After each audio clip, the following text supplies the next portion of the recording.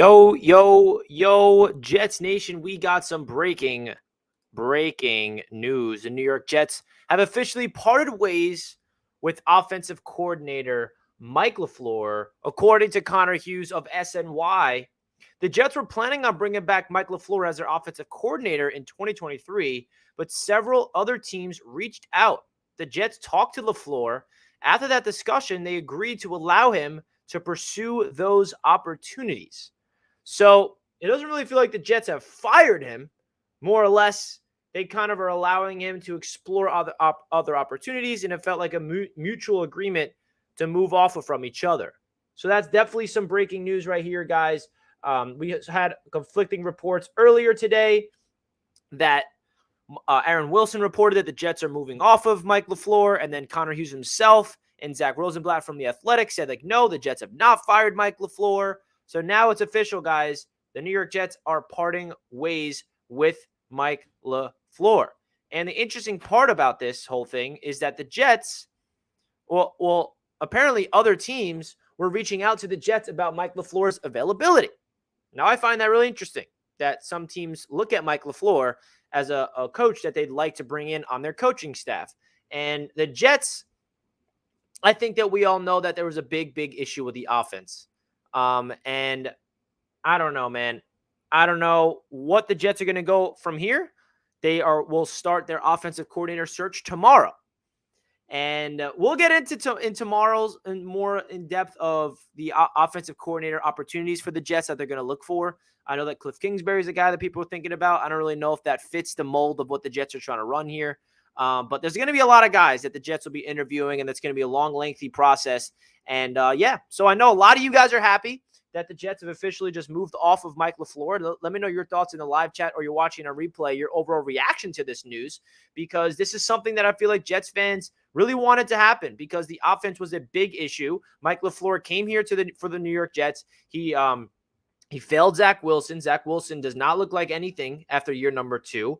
He failed the offense. And you saw at the end of the last 4 games, guys, last 3 games, the Jets scored 0 freaking touchdowns, and it starts with the offensive play caller. And it's not even just the play calling from Mike LaFleur that was the issue. It's also him as a coach, him in practice, hyping up his players, not getting the right people involved. We saw Elijah Moore, that whole issue with Mike LaFleur happened. We saw a lot of disgruntled players on that side of the ball, and it starts from the coaching staff. It starts with Mike LaFleur. So this tells you that, Woody Johnson, we heard rumors that he wanted Mike LaFleur gone, and Robert Saleh was trying to find a way to keep him on the roster, but Saleh and LaFleur both agreed to part ways, and now Robert Saleh is going to bring in a new offensive coordinator. And a lot of things that Jets fans need to also realize here is that the freaking defense for the Jets is really freaking good, man. This defense last season, I know some of you guys, for whatever reason, call it overrated and overhyped and not that good. I could not disagree more. If the New York Jets scored a league average 22 points per game in this past season, we are preparing for a wild card game this weekend with 11 freaking wins. That's how dominant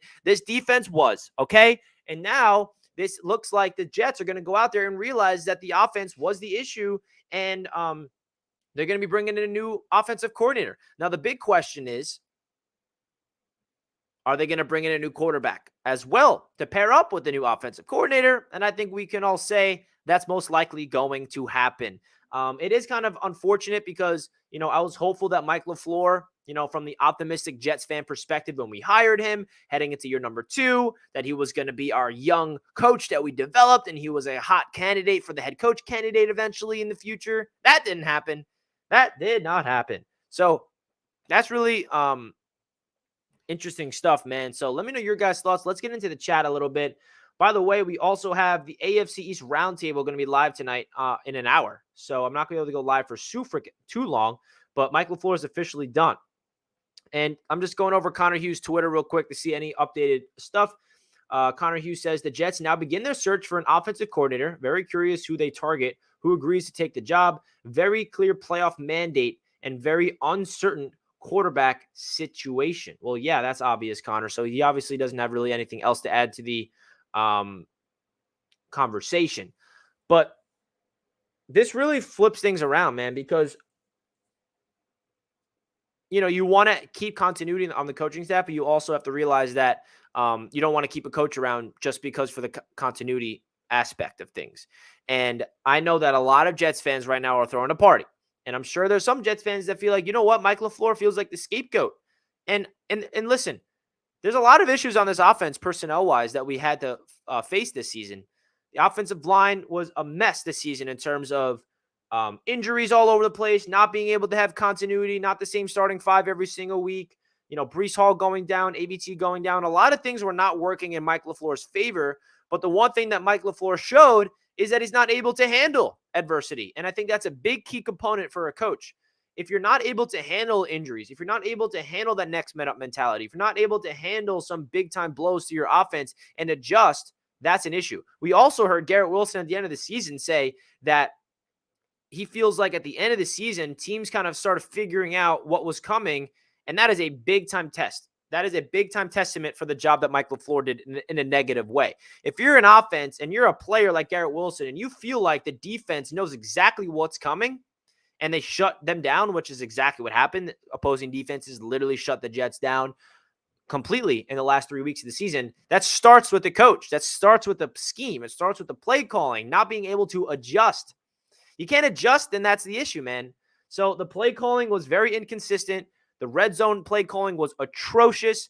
LaFleur did show some creativity, but he never really showed consistency. He was able to have some good play calls that got him into the red zone, but he never finished the job in the red zone. You know what? Mike LaFleur started becoming very predictable to the point where I was calling out his plays. And that brings me back to freaking Adam Gase, and that is not a good sign. I'll never forget being live for the Adam Gase show every single week. What was that? 3 seasons ago. And I'm like, watch, this is going to be a quick slant here or an out route or whatever. And I was right every time.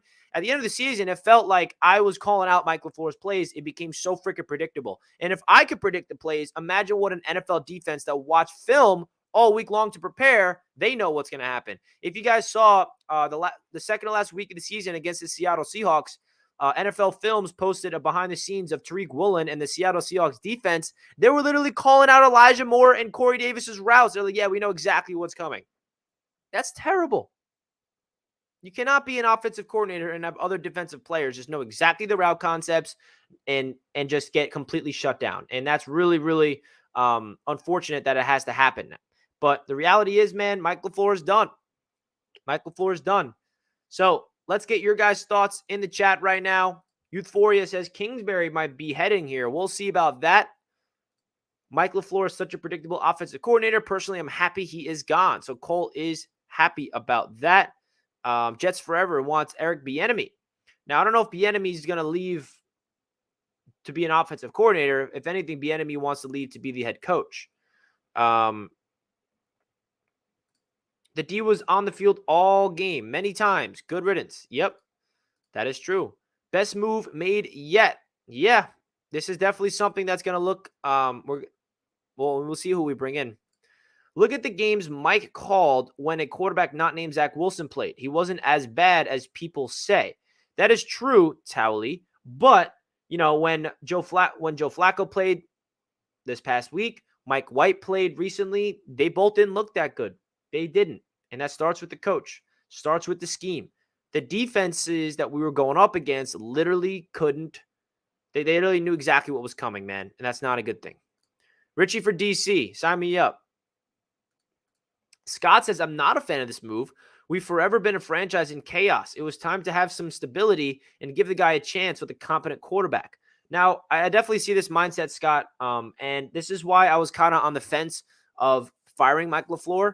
Either you keep him for this perspective because I feel like this team has lacked stability. They've lacked continuity. And I'm happy that they're keeping Robert Saleh for this reason, Scott.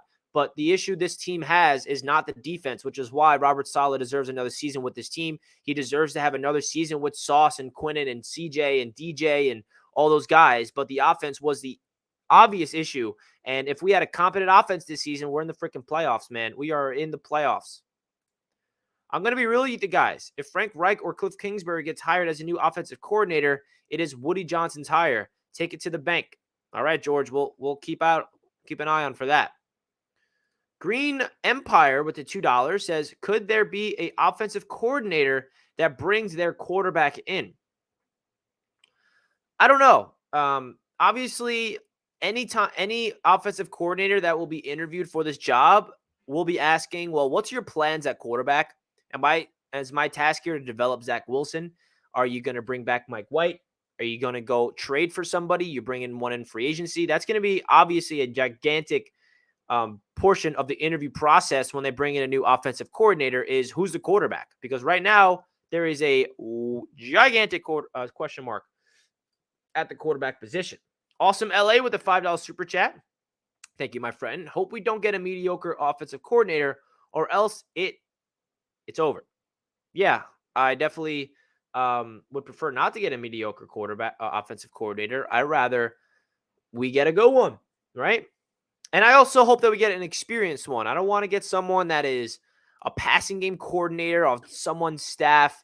Like, get me someone that has been in the league, that knows how to call freaking plays, that shows success. And I also hope that we get someone with a familiar system, right? I don't want to change the system completely. I think it would be smart to get someone that has part of the Shanahan tree.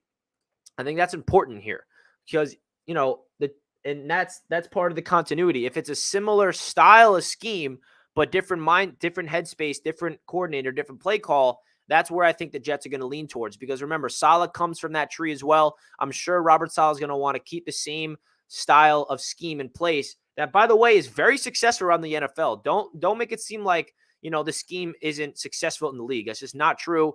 Kyle Shanahan right now at the 49ers has literally Mr. Irrelevant Brock Purdy looking like a great quarterback with the scheme that he runs. Obviously, the talent around him is fantastic, and the scheme is proven to be very good in today's NFL. So I think that's going to be something to look out for, that they're going to try to bring in someone that has a similar style of scheme, or they want to switch it up completely, like a Cliff Kingsbury. That has a different style of offensive coordinator, no doubt about it.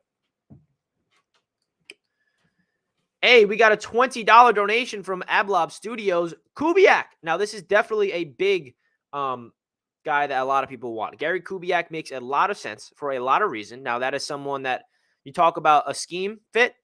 There it is. Gary Kubiak. Maybe he is the next Jets offensive coordinator. And I'd honestly be all for it because he has head coaching experience. He has offensive coordinator experience. And I feel like that's what this Jets team needs. We need a leader. We need a veteran coach that knows what he's doing. I'd be all for Gary Kubiak 100% because I do not want to take a risk on a young coach that needs experience. I want a coach that has experience. And Gary Kubiak checks all those boxes, no doubt about it. And it comes from a similar scheme of the West Coast style offense. So Ablob Studios, thank you, my friend, for the $20 donation. Really helps out the channel a ton, my man. Thank you. Would Kingsbury be a good offensive coordinator? I don't know. Obviously, he had a fallout party with the Arizona Cardinals. I just don't think Cliff Kingsbury makes sense for this Jets team because he has an air-raided offense that I don't think really translates to the NFL. It really works well in college. But he is like pass first, run second. And what Saleh and this team is trying to do is be a ground and pound offense that sets up the pass. I don't see Kingsbury being a Jets offensive coordinator personally, but hey, I could be completely freaking wrong. Malachi with the $5. Do you think Jets will make a push to get DeAndre Hopkins? I do. I mean, why not? We saw Joe Douglas be very aggressive for Tyreek Hill. We saw him be aggressive for Deebo Samuel, DK Metcalf, A.J. Brown. And he eventually just said, you know what? We missed out on all of them. We'll go get our own receiver in the draft. And we got that in Garrett Wilson. So I don't see why the Jets wouldn't go out there and pursue a guy like DeAndre Hopkins to pair him up with Elijah Moore and Garrett Wilson. I mean, you talk about a trio of DeAndre Hopkins, Garrett Wilson, and Elijah Moore. There's not a lot of trios out there that would be better than that. And DeAndre Hopkins kind of reminds me of, remember when the Jets got Brandon Marshall and everyone thought he was at the end of his career, past his prime? Well, no. Marshall had literally his best season of his career with the New York Jets. So I appreciate all the super chats, my guys. Really, really do appreciate that. We're going to highlight this one even more because it is a expensive $20 donation from Ablab Studios. I want to get your guys' thoughts about Gary Kubiak. Is that somebody that you would be open for? Is that someone you guys would prefer? Let me know in the chat. Right now, is Gary Kubiak someone that you definitely would like to see be brought in? And also, guys, if you're the show, please do me a gigantic favor and smash that like button. We got 69 likes. Nice. Let's get to 100 likes, guys. Let's get to 100 likes. We greatly appreciate that. We have over 384 people watching right now with only 70 likes. So, guys, hit that like button, man. And I want to get your guys' thoughts about Gary Kubiak, because I think that's going to be the highest name, man.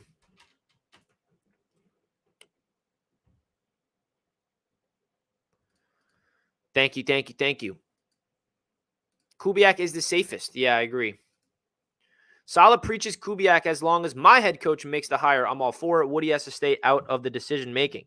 Yeah, George, I honestly think Woody has his voice, but I really feel like he gives Douglas and Saleh the final say. I mean, at least I hope. I'm not a fan of Woody, but I'm really hoping that Woody's not the one making these decisions. That's all I'm going to say.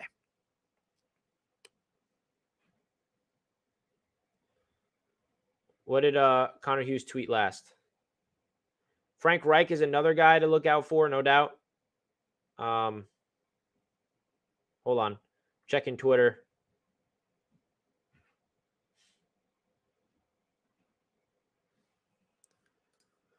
First domino to fall. Think there will be more.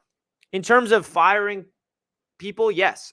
You move off of Mike LaFleur, you move off of Rob Calabrese, you move off of a lot of people. We're going to need a new wide receivers coach. Miles Austin is suspended by the freaking league, by the way. So I think this is the beginning of a lot of coaching changes. And by the way, this gets lost in the sauce, but don't forget, a lot of Jets fans wanted Jeff Ulbrich fired in the beginning of the season. And no one's talking about him because of the job that he's done. Jeff Ulbrich, he's staying. And I'm very happy he is, because he is proven to be a very good defensive coordinator.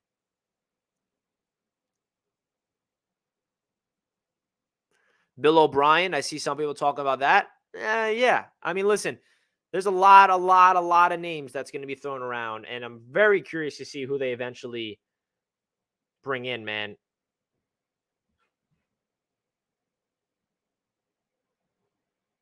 Wow. This is interesting, man. Peace out, Mike LaFleur. Today was a very interesting day. We heard a report that he's gone, and then we heard a report he's not gone. And now it's official. He's freaking gone. I'm going to text Jack because I'm sure he's happy.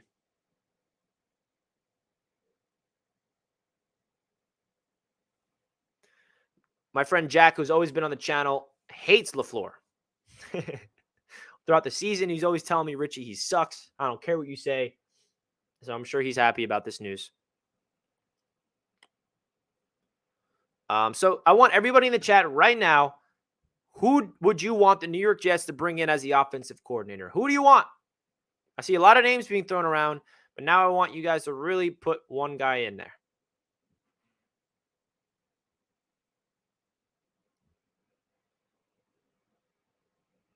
Let's hear it. Realistic ones. Richie, I love that you always so positive. These owners make it so difficult. I try my best, Frank. I try my best. Appreciate it. Malachi, thank you, man. Y'all should look to sign Matt Patricia. I hear he's available. Haha. Funny guy, Malachi. Funny guy. Get that man far away from the Jets, okay? Yes, Richie, I was starting your other video and then the update hit here. Yeah, that video is definitely not relevant anymore. I did post a video that you guys can still watch of my position grades. Make sure you guys check that video out. I understand being upset at Mike this year, but realistically, I don't know how much better with the current coaching situation. I think Saleh is on the hot seat coming into the year, would come here. I mean, there is a lot of things to like. I mean, an offensive coordinator can have his choice of a quarterback. Now, this is someone to look out for. Nathaniel Hackett. Nathaniel Hackett is a very underrated name to look out for, guys. I know that your instincts is going to say, no, he just got fired in his first season. Big difference. Big difference in a head coach and an offensive coordinator. Nathaniel Hackett is a great offensive coordinator, but we all know that he's a trash head coach.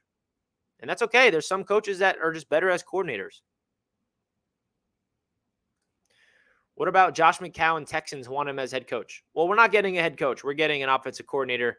I would not want Josh McCown as my OC. What's your thought of potentially bringing Nathaniel Hackett to possibly entice Rodgers to come? I mean, listen, I'm just bringing up Hackett's name because it's a name to look out for. I'm not saying I want him or not, but look out for Hackett. I don't know if they're going to bring him in just to help out Aaron Rodgers. Wow, the chat is very, very down the middle. Please sign Hackett. Well, is this a Jets fan? Hackett, no.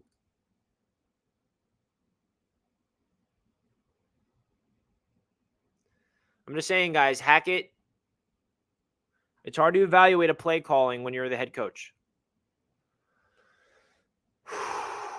Well, I'm dehydrated. I'm going to be live for like 2-3 hours tonight on the AFC's roundtable, by the way. And that's something to keep an eye on for. AFC's roundtable will be live in an hour from now. So there's a lot of names. Tomorrow, I'm going to be live and really break down offensive coordinator names to look out for. Todd Monken. That's someone. Todd Monken, we actually interviewed him to be the head coach. Now he is the Georgia offensive coordinator. We saw what Georgia just did in the championship. Now, the thing with this is you can't look at offensive coordinator somewhere, right? Because Ben Johnson is not going to leave Detroit to be an offensive coordinator somewhere else. Ben Johnson is going to want to leave to be a head coach. Eric Bieniemy, he's not going to leave Kansas City to be an offensive coordinator somewhere else. He's going to want to be a head coach. You got to look at guys that are not employed, like Frank Reich, like Nathaniel Hackett, like Gary Kubiak, right? You can't look at offensive coordinators around the NFL because they're not going to leave a team that they're already at to be an offensive coordinator somewhere else. They're only leaving to be a head coach. Does that make sense? So anyone saying Bieniemy or Ben Johnson or any other OCs around the league, sorry, but it ain't happening. But yeah, guys, so that's really the breaking news. Mike LaFleur is out of here. And it's kind of, it's unfortunate in the perspective of just wanting this to work. I just really wanted this to work. I wanted Mike LaFleur to be our guy.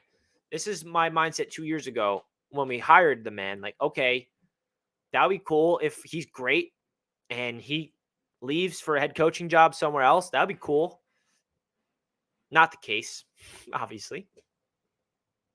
But I think that the Jets made the right decision, man, because you look at the end of the season, we are a playoff team with a good offense. And obviously you need a quarterback to have a good offense, but you also need to have a good offensive coordinator that can handle adversity. And that's the biggest concern I had with LaFleur. When you have injuries and you have disgruntled players and you can't handle it in a mature way, it falls on your shoulders, man. He did not have a good grasp of the locker room. He did not have a good feeling with Elijah Moore, with the offensive line. It just did not. No. Nope. Nope.